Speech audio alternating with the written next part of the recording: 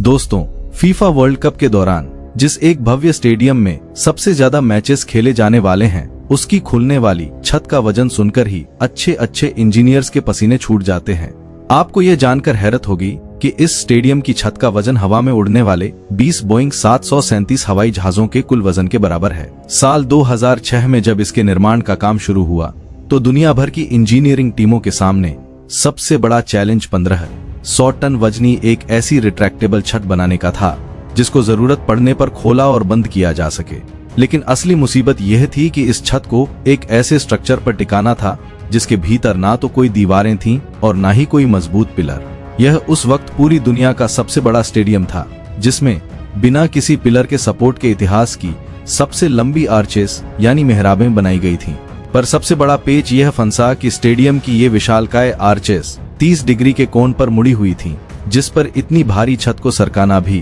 पूरी तरह नामुमकिन था। इस गंभीर मसले को सुलझाने के लिए दुनिया भर से दर्जनों टॉप इंजीनियर्स बुलवाए गए, लेकिन सारे एक्सपेरिमेंट्स पूरी तरह नाकाम साबित हुए। आखिरकार इस महा प्रोजेक्ट को बचाने के लिए जो नायाब आइडिया काम आया, उसे आज से लगभग 150 साल पहले एक ऐसे शख्स ने इन्वेंट किया था जिसका इंजीनियरिंग की दुनिया से दूर दूर तक कोई वास्ता नहीं था। नमस्कार दोस्तों, एक बार फिर से स्वागत है आपका अनदेखा सच की इस बेहद रोमांचक महा डॉक्यूमेंट्री सीरीज में। फीफा वर्ल्ड कप के लिए जो स्टेडियम इस समय सबसे ज्यादा पसंदीदा मैदान समझा जा रहा है, वह अमेरिका के टेक्सास राज्य के आर्लिंगटन शहर में मौजूद भव्य AT&T स्टेडियम है। लगभग 30 लाख स्क्वायर फीट के विशालकाय एरिया पर फैला हुआ यह अजीमोशान स्टेडियम एक वक्त में 80,000 लोगों को बैठने की शानदार कैपेसिटी प्रदान करता है। इसके अंदर का टोटल एयर वॉल्यूम लगभग 30 लाख क्यूबिक मीटर है, जिसका मतलब यह है कि मिस्र का पूरा गीजा का पिरामिड भी इस स्टेडियम के भीतर बेहद आसानी से समा सकता है और उसके बावजूद भी यहाँ हजारों लोग आराम से बैठ पाएंगे। इसकी ऊंचाई का अंदाजा आप इस बात से लगा सकते हैं कि अगर अमेरिका के स्टैचू ऑफ लिबर्टी को इसके भीतर सीधा खड़ा कर दिया जाए, तब भी वह इसकी विशाल छत को टच नहीं कर पाएगा। जब हम पहली बार इस स्टेडियम को देखते हैं तो यकीन करना मुश्किल हो जाता है कि इंसानों ने बिना किसी पिलर के 400 मीटर लंबी 2 आर्चेस को कैसे खड़ा किया होगा। 1500 टन वजनी retractable roof, centrally air conditioning और 12 मंजिला ऊंची बिल्डिंग, जितने बड़े शीशे के 2 स्लाइडिंग दरवाजे, यह सारे अनोखे और मुश्किल चैलेंजेस तब खड़े हुए जब साल 2006 में American football team Dallas Cowboys ने एक ऐसे ऑल वेदर इंडोर स्टेडियम की डिमांड की जिसे क्लाइमेट कंट्रोल के साथ पूरे साल इस्तेमाल करके मोटी कमाई की जा सके। अब दिक्कत ये थी कि टेक्सास का मौसम अपनी चरम सीमाओं के लिए जाना जाता है, जहां सर्दियों में भयंकर विंटर स्टॉर्म्स आते हैं और गर्मियों में आग बरसाने वाली तेज धूप पड़ती है। सामान्य तौर पर जब किसी भी बड़े स्ट्रक्चर के ऊपर इतनी भारी छत लगानी होती है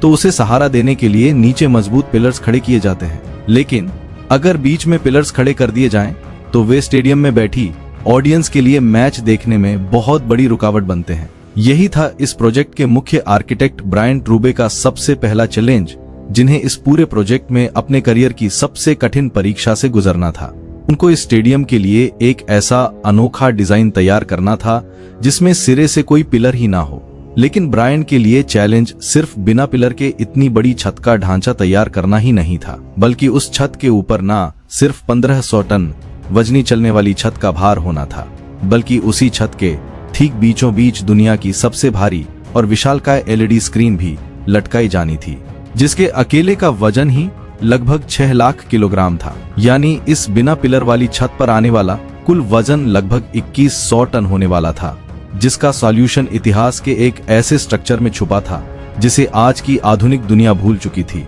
इस वजनदार समस्या का हल ढूंढने के लिए इंजीनियर्स को इतिहास के पन्नों को पलटकर साल 1875 के दौर में जाना पड़ा, जब इंजीनियर्स पुर्तगाल की मशहूर डूरो रिवर के किनारे रेलवे लाइन बिछा रहे थे। यह नदी इतनी गहरी और तेज थी कि नदी के बीच में पुल बनाने के लिए पिलर्स खड़े करना पूरी तरह नामुमकिन था। इस बेहद जटिल मसले को हल करने के लिए फ्रांस के महान इंजीनियर गुस्टेव आइफल को बुलवाया गया। आइफल ने नदी के दोनों किनारों की सपोर्ट का इस्तेमाल करके हवा में एक ऐसी पैराबोलिक आर्च डिजाइन की जिसे बीच में किसी भी पिलर की जरूरत नहीं थी। अगर आप ध्यान से देखें तो इस आर्च के भीतर लोहे के छोटे छोटे ट्रायंगल्स यानी त्रिकोण बने हुए थे। यही ट्रायंगल्स इस आर्च की असली मजबूती का सबसे बड़ा राज थे, क्योंकि ट्रायंगल दुनिया की एकमात्र ऐसी शेप है जिस पर कितना भी भारी प्रेशर डाल दिया जाए वह टूट तो जाएगी लेकिन कभी भी अपनी शक्ल नहीं बदलेगी। इन ट्रायंगल्स के मजबूत स्ट्रक्चर को इंजीनियरिंग की भाषा में एट्रस सिस्टम कहा जाता है और गुस्टेव आइफल की इसी ऐतिहासिक डिस्कवरी को टेक्सास के AT&T स्टेडियम में बेहद विशाल पैमाने पर इस्तेमाल किया गया, जिसके तहत 1400 फीट लंबी 2 विशालकाय स्टील की आर्चेस खड़ी की गईं और उनका सारा वजन 4 बड़े कंक्रीट अपार्टमेंट्स पर डाला गया। टेक्सास की गर्मी में स्टील के फैलने से कंक्रीट को टूटने से बचाने के लिए इनके बीच स्पेशल एक्सपेंशन जॉइंट्स लगाए गए, जिसे स्टेडियम का सांस लेना कहा जाता है। लगभग 8 महीनों की कड़ी मेहनत के बाद बिना किसी पिलर के सपोर्ट के एक ओपन व्यू स्टेडियम की छत का ढांचा तैयार हो चुका था, जिसके बीच में एक ऐतिहासिक रेक्टेंगल सुराख रखा गया था। अब इस सुराख को हर किस्म के खराब मौसम से बचाने के लिए एक ऐसी छत से बंद करना था जो बटन दबाते ही खुल और बंद हो सके। इन रिट्रैक्टेबल रूफ पैनल्स का टोटल वजन दुनिया के सबसे भारी जीव यानी ब्लू व्हेल से भी 10 गुना ज्यादा था और उन्हें उस 30 डिग्री की ढलान वाली घुमावदार आर्चेस पर बिना फिसले ऊपर नीचे करना दुनिया का सबसे मुश्किल टास्क बन गया। अगर इन्हें खोलने के लिए नॉर्मल हैवी ड्यूटी क्रेन या विंच मशीनों का इस्तेमाल किया जाता तो 1500 टन के वजन को खींचने के लिए विंच का अपना वजन ही 3000 टन बढ़ जाता और स्टील का यह ढांचा ताश के पत्तों की तरह ढह जाता। इस गंभीर समस्या को हल करने के लिए इंजीनियर्स ने 19वीं सदी के एक ऐसे इन्वेंशन की तरफ रुख किया जिसे किसी इंजीनियर ने नहीं बल्कि सिल्वेस्टर मार्श नाम के एक साधारण मीट व्यापारी ने पहाड़ों पर चढ़ने के शौकीनों के लिए इन्वेंट किया था। साल 1869 में मार्श ने एक अनोखा रेलवे ट्रैक डिजाइन किया जिसे कॉग रेलवे या रैक एंड पिनियन सिस्टम कहा जाता है। सिल्वेस्टर मार्श के इस सिस्टम में सामान्य पटरियों के ठीक बीच में एक दांतों वाली लोहे की पट्टी यानी रैक लगाई जाती है, जिसमें ट्रेन के नीचे लगे गियर के दांत यानी पिनियन आपस में मजबूती से फंसकर चलते हैं। इस मैकेनिज्म की वजह से ट्रेन बिना 1 इंच भी स्लिप हुए किसी भी खड़े पहाड़ पर आसानी से चढ़ सकती थी। इंजीनियर्स ने AT&T स्टेडियम की इस भारी भरकम छत को चलाने के लिए इसी रैक एंड पिनियन सिस्टम को इंस्टॉल किया।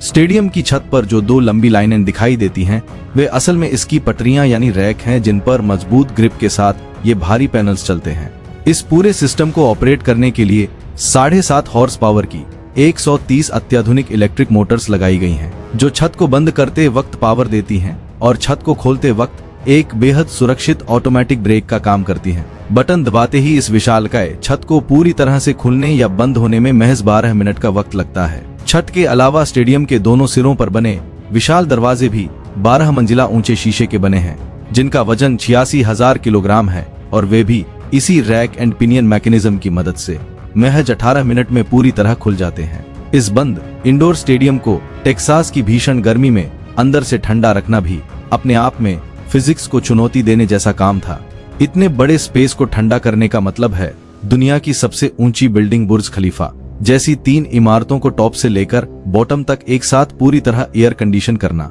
इस आलीशान स्टेडियम को ठंडा करने के लिए 11,000 टन की कैपेसिटी का एक महाचिलर प्लांट लगाया गया है, जिसके डक्ट्स ही 6-6 फीट मोटे हैं। फिजिक्स के इस नियम के हिसाब से कि ठंडी हवा हमेशा भारी होती है, ये विशाल डक्ट स्टेडियम के ऊपरी हिस्सों से ठंडी हवा नीचे की तरफ फेंकते हैं, जो सीधे फील्ड पर आकर गिरती है और हल्की गर्म हवा ऊपर जमा हो जाती है, जहां से उसे दोबारा रिसाइकल कर लिया जाता है। इसके अलावा दर्शकों के व्यूइंग एक्सपीरियंस को दुनिया में सबसे लाजवाब बनाने के लिए स्टेडियम में 6 लाख किलोग्राम वजनी दुनिया की सबसे बड़ी LED स्क्रीन को हवा में लटकाया गया है, जिसका टोटल सरफेस एरिया 3000 गज के एक बड़े प्लॉट जितना विशाल है, जिसके कारण स्टेडियम के किसी भी कोने में बैठा दर्शक मैच की एक एक बारीकी को क्रिस्टल क्लियर देख सकता है। AT&T स्टेडियम में मूल रूप से कंक्रीट के पक्के फर्श के ऊपर आर्टिफिशियल टर्फ यानी नकली घास बिछाई गई थी, लेकिन फीफा वर्ल्ड कप के कड़े इंटरनेशनल रूल्स के मुताबिक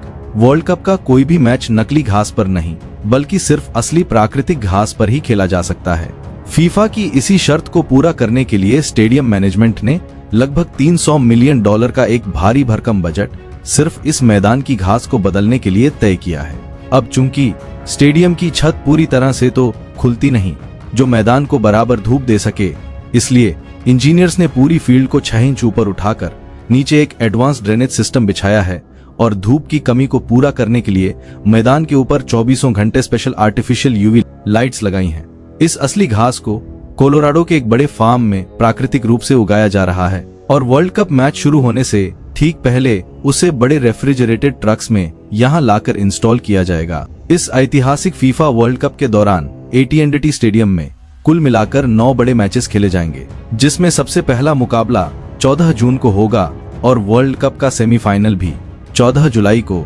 इसी ऐतिहासिक मैदान पर खेला जाएगा, जिसके तुरंत बाद इस असली घास को हटाकर दोबारा पुराना टर्फ बिछा दिया जाएगा। इंजीनियरिंग और इंसानी जज्बे का यह अनोखा अजूबा हमें साफ सिखाता है कि जब इंसान कुछ नया करने की ठान लेता है तो वह इतिहास के पुराने पन्नों से सीख लेकर आधुनिक विज्ञान की सबसे बड़ी चुनौतियों को भी घुटने टेकने पर मजबूर कर देता है। तो दोस्तों, आपको अनदेखा सच की यह स्पेशल और बेहद खोजपूर्ण मेगा डॉक्यूमेंट्री वीडियो कैसी लगी? हमें नीचे कमेंट बॉक्स में अपनी कीमती राय लिखकर जरूर बताइएगा। अगर आपको यह वीडियो पसंद आई हो तो इसे एक प्यारा सा लाइक देकर अपने दोस्तों के साथ शेयर करना बिल्कुल मत भूलिएगा, ताकि हमारी अनदेखा सच फैमिली का दायरा ऐसे ही लगातार बढ़ता रहे। अगर आप चैनल पर नए हैं तो सब्सक्राइब बटन को दबाकर बेल नोटिफिकेशन को जरूर ऑन कर लें। मिलते हैं अगले शानदार एपिसोड में।